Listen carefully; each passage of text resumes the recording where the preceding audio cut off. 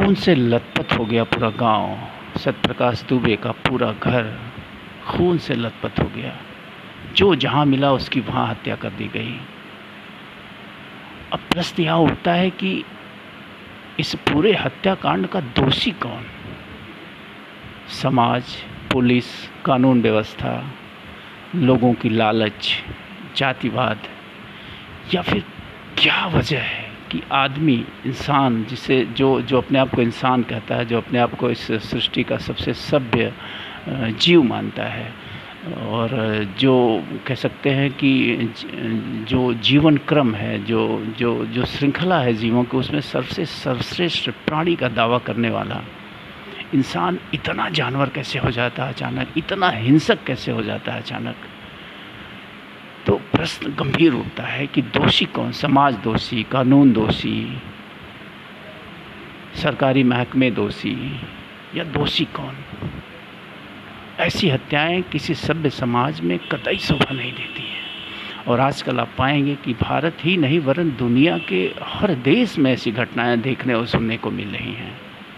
मैंने गांधी जयंती पे अभी कहा था कि गांधी जी का जो सत्य और अहिंसा का व्रत था, जो सत्य अहिंसा की फिलॉसफी थी, आज पूरी दुनिया को उस दर्शन की ज़रूरत है और भारत में तो नितांत आवश्यकता है।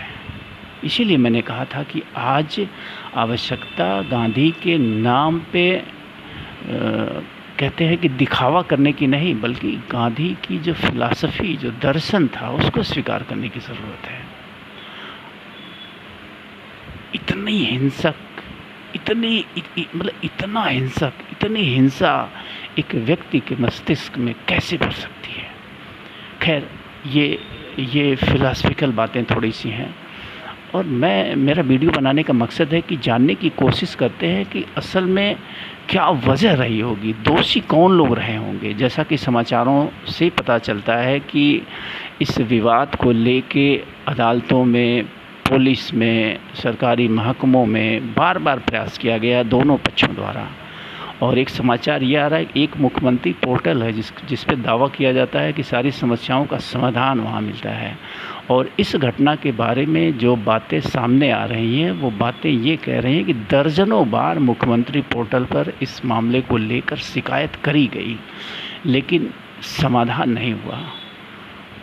और अंत कितना बुरा हुआ, 6 सबको मासूम मैं मानता हूँ, सारे मासूम लोग ही मारे गए, चाहे वो प्रेमचंद यादव हों या सत्यप्रकाश दुबे हों। सबकी अपनी अपनी समस्याएं थी,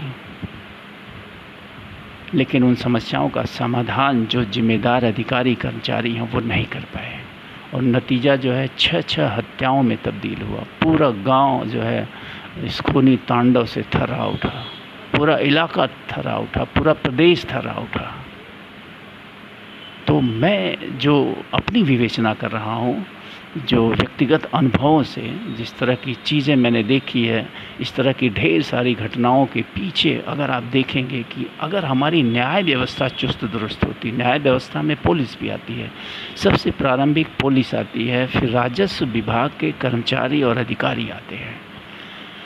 जितने ज़मीनी विवाद आप पाएंगे, अगर फैक्ट देखा जाए, अगर उनका सही से मूल्यांकन किया जाए, सही से विवेचना करी जाए, तो जितने ज़मीनी विवाद आप पाएंगे, इन सारे विवादों के पीछे राजस्व के अधिकारी और कर्मचारी हैं और क्षेत्रीय पुलिस है।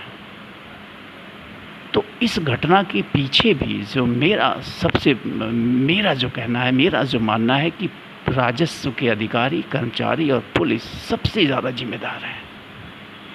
तो घटना तो हो गई, क्रोध बस, या फिर कह सकते हैं कि प्रतिक्रिया बस, इसे जो भी रंग दिया जाए, कुछ लोग इसे जातिगत रंग भी दे रहे हैं कि यादवों ने सामूहिक रूप से एक ब्राह्मण परिवार की हत्या की।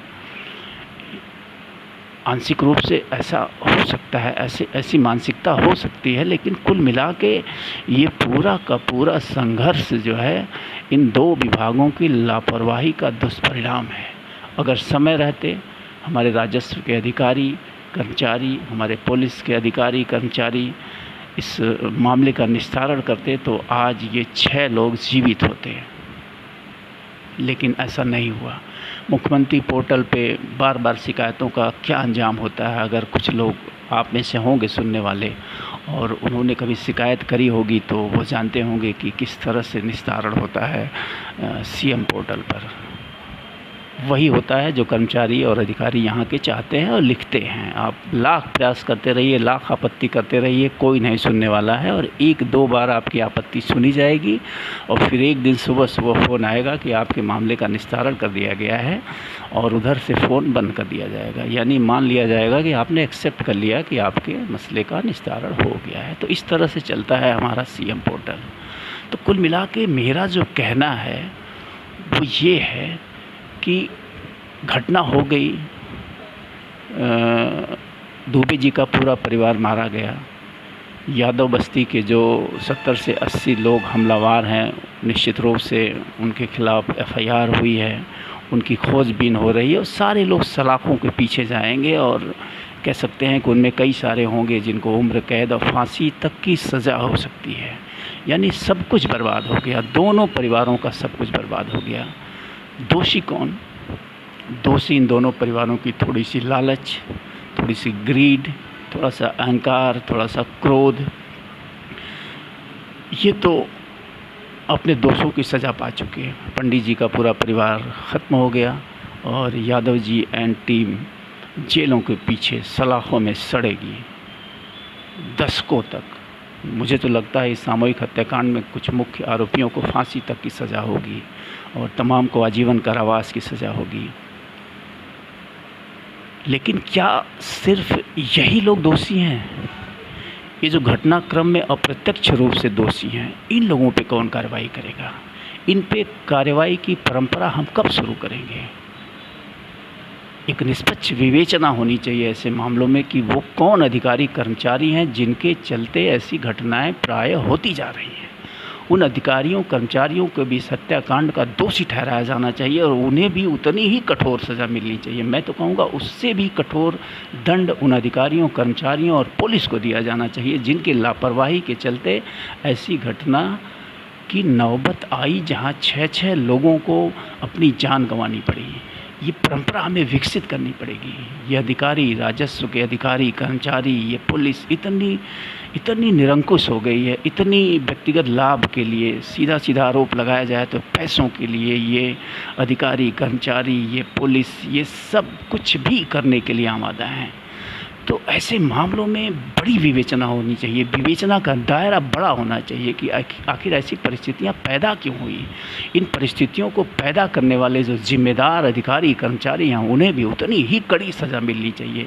या यूँ कहें कि सऊदी अरेबिया के तर्ज पे ऐसे लोगों को डबल सज़ा मिलनी चाहिए। जो इस समस्याओं का समाधान कर सकते थे शांतिपूर्ण, वो अपने व्यक्तिगत लाभ के लिए नहीं किए। तो ये लोग प्रथम दोषी हैं।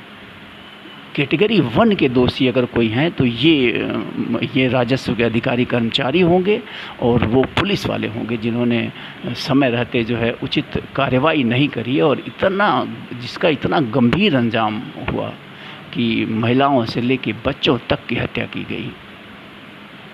तो मेरा वीडियो का मकसद यही था कि आखिर कब तक ये सब चलता रहेगा। 6-6 लोगों की हत्या सरेआम, ये किसी सभ्य समाज में शोभा नहीं देती है। किसी भी कीमत पर अशोभनीय यह शोभा नहीं देती है। घृणित कृत्य है। इसकी जितनी भर्त्सना की जाए, जितनी आलोचना की जाए वो कम है। और फिर मैं कहूँगा कि इसमें समाज भी समान रूप से दोषी है। हम सब दोषी हैं। आज इतनी बड़ी घटना हुई है, आप कहीं भी टीवी पे इसका चर्चा नहीं पाएंगे। टीवी जो है राजनीतिक चर्चा करने में मशगूल है कि मोदी जी कहाँ गए हैं, कहाँ से आ रहे हैं, क्या बोला उन्होंने, राहुल ने क्या बोला, किसने क्या बोला, इसमें मशगूल है। इतनी बड़ी सामाजिक त्रासदी, सामाजिक घटना ये हुई है, इस पर कहीं चर्चा नहीं है, इस पर कहीं मनोवैज्ञानिक विश्लेषण नहीं है कि वो कौन सी परिस्थितियाँ थी, वो कौन सी परिस्थितियाँ हैं कि मनुष्य इतना क्रूर होता जा रहा है। वो कौन सी परिस्थितियां हैं कि कानून के रखवाले इतने गैर कानूनी होते जा रहे हैं, इतने भ्रष्ट और भ्रष्टाचारी होते जा रहे हैं कि उन्हें परवाह नहीं है कि परिवार उजड़ जाए या न उजड़े। तो चिंतन करने की ज़रूरत है, ऐसी घटनाओं पे गंभीर चिंतन करने की ज़रूरत है। ये जंगली प्रवृत्ति कहाँ से जीवित है, कहाँ से फल फूल रही है, कहाँ से पनप रही है, क्यों पनप रही है हमारे समाज में? 20 मिनट के अंदर 6-6 लोगों की हत्या, माय गुडनेस, रूह कँपा देने वाली घटना है ये।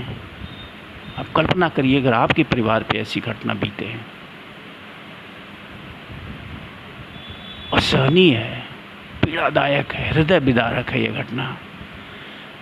और हमें सोचना चाहिए, जैसा कि मैंने कहा कि इस तरह की घटनाओं का विवेचना का दायरा बड़ा होना चाहिए, और ऐसी परिस्थिति क्रिएट करने में जो लोग भी जिम्मेदार हैं, जो अधिकारी कर्मचारी विभाग जिम्मेदार हैं, उन्हें भी इन फ्रंट ऑफ लॉ लाने की ज़रूरत है, उन्हें भी कानून के दायरे में लाने की ज़रूरत है, उन्हें भी कड़ा से कड़ा दंड देने की ज़रूरत है।